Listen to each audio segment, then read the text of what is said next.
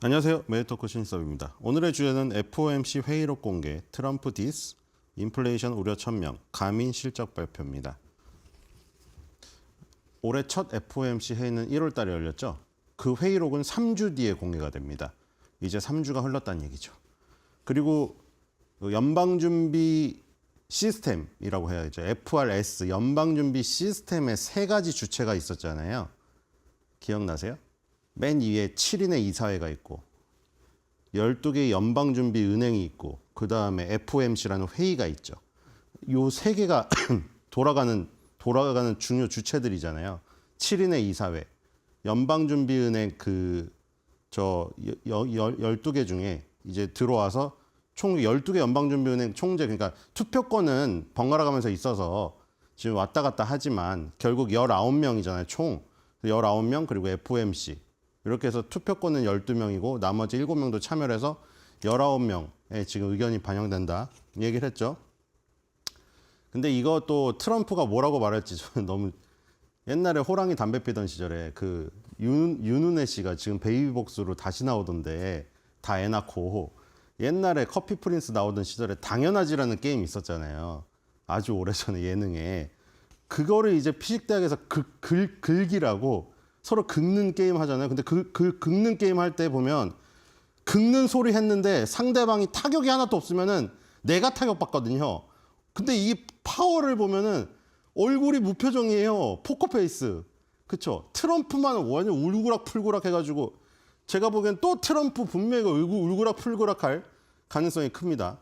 여기 보면 금리 결정에 참여한 연준의 19명의 관계자. 물론 투표권은 이 12명만 있습니다만 요 회의에 참가를 했으니까 19명이 얘기가 다 이제 들어가 있는 거죠. 추가 인하를 단행하기 전에 인플레이션에 대한 추가 진전을 보고 싶다고 말했다. 근데 여기서 하필이면은 이게 회의록이 다 공개돼서 그런데 이거 분명히 짚고 넘어갈 것 같은데요. 트럼프 가만히 있을까요, 이거? 연준 관계자들은 도널드 트럼프 대통령이 제안한 관세와 이민자 대량 추방 그리고 강력한 소비자 지출이 올해 인플레이션을 상승시킬 수 있는 요인이라고 말했습니다. 물론 이 쉼표 뒤에 강력한 소비자 지출은 이건 좋은 거죠. 개인 소비 지출 얘기하는 거죠. 개인들의 소비가 너무 좋다. 개인들의 소비가 좋으면은 이제 그 잘 팔리니까 가격을 올리니까 제품 가격 올릴 거 아니에요. 생산자들이. 그럼 이제 물가가 오르겠죠. 근데 이 앞에 이게 문제인 거죠, 지금. 관세가 가장 아름다운 단어라고 하고 지금 관세 전쟁을 시작하고 있는 사람한테 지금 그리고 이민자 대량 추방 이거 지금 트럼프가 공약 내세우고 그냥 대통령 되자마자 첫날부터 행정명령 내린 것들 아니에요, 다 이거. 그러니까 지금 이민자를 대량 추방하면은 그 이민자들이 그거 싸구려 일 다 하고 있는 거 아니에요, 지금 미국. 그렇잖아요. 지금 뭐 저커버그나 앨런 머스크나 이런 거 다 훌륭한 무슨 저거 훌륭한 일 아니에요. 그렇긴 한데 그 다른 일들 하고 있지 뭐 설거지를 하고 쓰레기 치우고 있지 않잖아요. 그렇죠? 앨런 머스크가 설거지하고 쓰레기 치우고 뒤에서 걸레 닦고 안 하잖아요. 그거 다 누가 하고 있어요? 이민자들이 싼 일자리로 하고 있는 거잖아요. 근데 그 이민자 싹 다 추방하면 그거 어떻게 되겠어요, 그러면? 결국에는 미국인들이 해야 되는데 그 미국인들 중에서도 뭐 차별은 있겠지만 차등은 있겠지만 어쨌든 이민자들보다는 높게 받을 수밖에 없단 말이에요, 임금을. 그래서 지금 이것 때문에 관세랑 이민자 대량 추방 이 정책 때문에 인플레이션의 우려가 있는 거예요. 근데 인플레이션의 우려가 그냥 이거 제가 보기에는 이 쉼표 다음에 강력한 소비자 지출만 붙였으면 되는데 괜히 이걸 넣어가지고 분명히 이것도 짚고 넘어갑니다, 지금. 긁혔죠, 지금. 트럼프 형님 긁혔어요, 분명히 이거. 근데 무슨 말을 하더라도 파월은 포커페이스일 거예요. 아무 타격이 없어요. 그래서 계속 트럼프만 아마 긁힐 것이다, 제가 보기에. 뒤로 가겠습니다. 자, 인플레이션에 대해서 이런 말들을 했습니다. 가장 중요한 이제 검은 글씨는 많은 참가자들이 누군진 몰라요. 그거를 19명이 누가 그 얘기를 했는지를 찝어가지고 지명하진 않아요. 물론 그거는 늦죠. 그 보면은 맨 마지막에 그 금리 뭐 인하를 했는데 금리 혼자 동결을 외치거나 혼자 반대 의견 피력한 사람 딱 넣어요. 보호머니사나 베스엠액처럼 마지막에 딱 넣잖아요. 근데 이 자세한 내용을 누가 일일이 발언했는지는 안 말한단 말이에요. 근데 많은 참가자들이라고 했으니까 19명 중에 많은 사람들이 얘기했나 보죠. 인플레이션이 지속 가능한 2%. 왜냐면 연준의 목표가 2%잖아요. 개인 소비 지출을 지금 대표적으로 개인 소비 지출하고 공식적으로 말하긴 했는데 개인 소비 지출이든 CPI든 PPI든 어쨌든 간에 2%가 물가 지표의 목표란 말이에요. 2%로 회복되고 있다는 견해를 뒷받침하기 위해서는 지속적인 디플레이션은 물가가 낮아지는 거죠. 물가가 낮아진다는 추가 증거가 필요하다고 강조했다. 그러니까 지금 이게 금리 인하를 만약 하려면 디플레이션의 증거가 있어야 되는데, 그러니까 트럼프는 금리 인하하라고 외치고 있잖아요. 근데 지금 여기 회의 안에서는 지금 금리 인하를 하려면 디플레이션의 증거가 필요한데, 이번 트럼프 행정부에서는 이민자 추방을 하고 관세를 부과하기 때문에 그게 인플레이션의 우려가 된다고 하고 있으니 이게 완전 상충돼 버리잖아요. 그러니까 이거 아니에요, 결국? 트럼프 이 연준의 독립성 때문에 대통령도 뭐라고 하는 게 사실 불법이지만, 대통령이 만약에 정말 말을 들어주고 싶어요, 정말. 보우먼 이사라던가 공화당 출신이 말을 들어주고 싶어도 인하를 못 한다는 거죠. 누구 때문에? 트럼프 때문에. 결국 그거 아니에요, 이거? 자, 이래가지고 또 이제 인플레이션에 대한 우려가 여기 지금 나왔습니다. 2%로 간다는 확신이 있어야지 되는데 지금 증거가 더 필요하다는 거죠. 2%로 완전 가지도 못했고 2%로 가려고 하다가 지금 약간 두드러기가 일어나면서 다시 2%에서 3%대로 올라가려고 하고 있잖아요. 그게 코어인지 핵심 코어인지 그거에 따라 틀리지만, 그죠? 에너지랑 음식료를 제외했을 때 그게 틀리지만 어쨌든 전 지표가 전부 다 2%로 가고 있다가 위로 턴하고 있잖아요. 그런 것 때문에 못 하겠다는 거죠. 2%로 다시 내려가는 증거가 있기 전까지는 금리 인하를 못 하겠다는 얘기예요, 이게 지금. 뒤로 가겠습니다.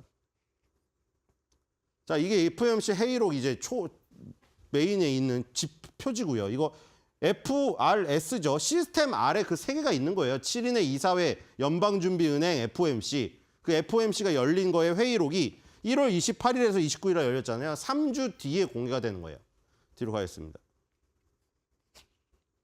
자, 통화정책에 대해서도 말했습니다. 연준이 이중 책무가 있다고 했잖아요. 물가 안정하고 최대 고용. 그렇죠? 근데 이 연준에서 할 수 있는 거는 통화정책입니다. 그러니까 우리가 크게 정책에 통화정책과 재정정책이 있죠. 통화정책은 연준에서 할 수가 있는 건데, 재정정책은 정부에서 세금 깎아주거나 이런 미국 행정부에서 해야 될 일이고, 얘는 통화정책을 할 수가 있습니다. 여기서도 또 인플레이션이 나왔네요. 아까보단 적은가 봐요. 아까 그 얘기한 거는 많은 참가자들이라고 되어 있는데 여기는 몇몇 참가자들이라고 한 거 보니까 아마 한 자릿수? 그 정도? 몇몇 참가자들은 인플레이션 의무 달성에 따른 위험이 고용 의무화에 따른 위험보다 더 큰 것으로 나타났다. 그러니까 이게 말이 어려운데 그 이중 책무 얘기하는 거 아니에요? 인플레이션에 방점을 둔 게 뭐라고 했죠? 인플레이션 올라갈까 봐 물가 안정, 금리를 올려서 물가 안정을 시키는 게 매파고, 고용 의무화는 뭐예요? 최대 고용을 위해서 물가는 조금 들썩이더라도 금리 인하를 통해서 최대 고용을 택하는 게 약간 비둘기파. 이런 것들이 섞여가지고 연준의 FOMC가 굴러가고 있다고 했잖아요. 근데 지금 몇몇 참가자들이 이런 거죠. 인플레이션 의무 달성이 더 힘들다. 그러니까 물가 안정이 더 힘들다는 거죠, 지금. 최대 고용을 하기 위한 위험보다 물가 안정에 달성하기 위한 위험이 더 크다. 그러니까 지금 물가가 지금 지금 연준에서 보기에는 인플레이션이 더 우려가 된다는 거예요. 지금 전체적으로 다 그 얘기예요, 지금. 뒤로 가겠습니다. 인플레이션이 문제입니다, 인플레이션이. 그래서 정책 전망에 대하여 얘기했습니다. 참가자들이 이러한 접근 방식을 지지한다고 언급한 요인으로 노동시장 및 경제활동 전망의 하방 리스크 감소, 인플레이션 전망의 상승 리스크 증가, 그리고 중립금리, 장기금리 상승 억제 정도에 대한 불확실성 등이 있습니다. 또는 잠재적인 정부 정책의 경제적 효과.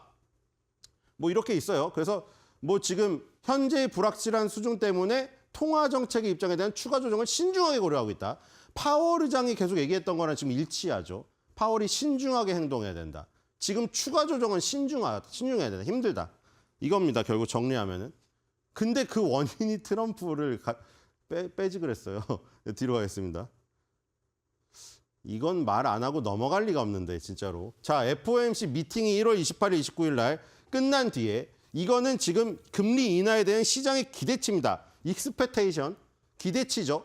레이트 컷에 대한 기대치, 2025년 금리 인하에 대한 기대치는 FOMC 미팅을 거치고 난 후에 계속 떨어지고 있습니다.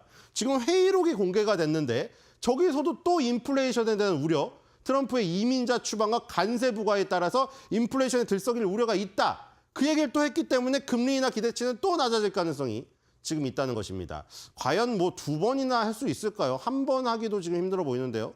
뒤로 가겠습니다. 참고로 FOMC는 연 8회 열립니다. 물론 긴급한 상황이 오면 더 할 수도 있고요. 자, 기업 실적을 보겠습니다. 오늘 장전에 애쉬 나왔고, 애쉬 코로나 때 엄청 떴죠. 이거 코로나 때 막 손수건 가지고 집에서 그 마스크 만들어서 팔아가지고 대박 났다가 코로나 끝나니까 완전히 자빠져가지고 지금 주가가 저기 아래가 있어요. 지금.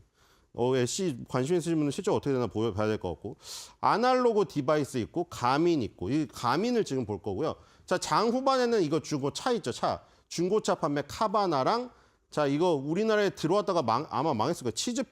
치즈케이크 팩토리. 그 다음에 요 토스트 모양이 토스트. 이 빵 만드는 회사가 아니라 이거 포스 기기 만드는 회사거든요. 그러니까 결국 이 외식업체 치즈케이크 팩토리랑 외식업체들 잘 되면 포스 기기 많이 깔 거 아니에요. 카드 리더기 깔아야 되니까.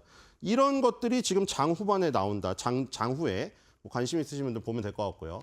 뒤로 가겠습니다. 오늘 가민을 볼 거예요. 가민. 자, 가민 어디서 많이 들어보지 않았나요? 가민? 어디서 들어봤죠? 러닝 많이 얼마 전에 러닝 동호회 난리 났잖아요. 맨날 뭐 한강에 모여가지고 막 길막을 하면서 사진을 찍고 횡단보도에서. 근데 러닝 하시는 분들이 주로 삼성워치나 애플워치보다는 가민워치 하시거든요. 그 네이버 블로그에 애플워치 쓰다가 가민워치로 바꿔서 러닝 하시는 분들 뭐 저기 후일담 이런 거 나오죠. 왜 바꿨다고 하죠? 왜 바꿨다고? GPS 때문에. GPS 많이 들어봤는데 그 뜻이 대충 위치 파악 뭐 이런 거죠. 글로벌 포지셔닝 시스템이에요. 글로벌 포지셔닝. 내가 세계 어디 있더라도 위성으로 쏴가지고 내가 어디 있는지 위치를 알려줘요. 그 GPS의 정확도가 중요해요. 왜냐면 달리기 하다가 내가 제 대열에서 이탈했어요. 그럼 빨리 찾아가야 될 거 아니에요. 그리고 등산은 더 심해, 등산. 등산하다가 산에서 길 잃었어요. 그럼 일행 찾아야 될 거 아니에요. 근데 그 GPS의 정확도가 가민이 뛰어나서 디자인은 애플워치가 예쁘죠. 스트랩도 막 예쁘고. 근데 애플의 정확도가 떨어진다는 거예요. 지금 러닝 하시는 분들은. 애플워치로 GPS 추적했더니 내가 있는 위치랑 전혀 다른 곳으로 찍힌대요. 그래서 지금 가민워치가 결국 그 워치 만드는 회사인데 핵심은 GPS다. 핵심은 GPS에 있어요. 자, 가민이 지금 23% 증가, 매출액. 대단하네요. 1.82 빌리언 달러 나왔고요. 순이익은 마이너스 20%. 순이익이 안 좋네요. 주당 순이익 2.25, 마이너스 20%. 매출은 늘었는데 순이익이 지금 확 줄어버렸네요. 자, 그래서 그런지 프로포마, 이 새로운 개념이라서 프로포마 EPS. 이건 뭐냐면 일시적인 걸 다 제외해줬다는 거예요. 그러니까 예를 들어서 그 분기에 갑자기 어떤 이 기업이 물려받은 땅을 팔았어요. 갑자기 수익이 확 날 거 아니에요. 근데 그 다음 분기에도 계속 그렇게 땅을 파나요?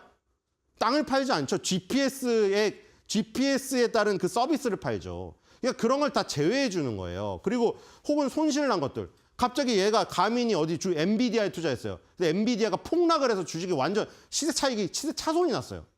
근데 그 엔비디아를 계속해서 그 손실을 맨날 보나요? 얘 본업이 따로 있는데 그걸 제외해 주는 거죠.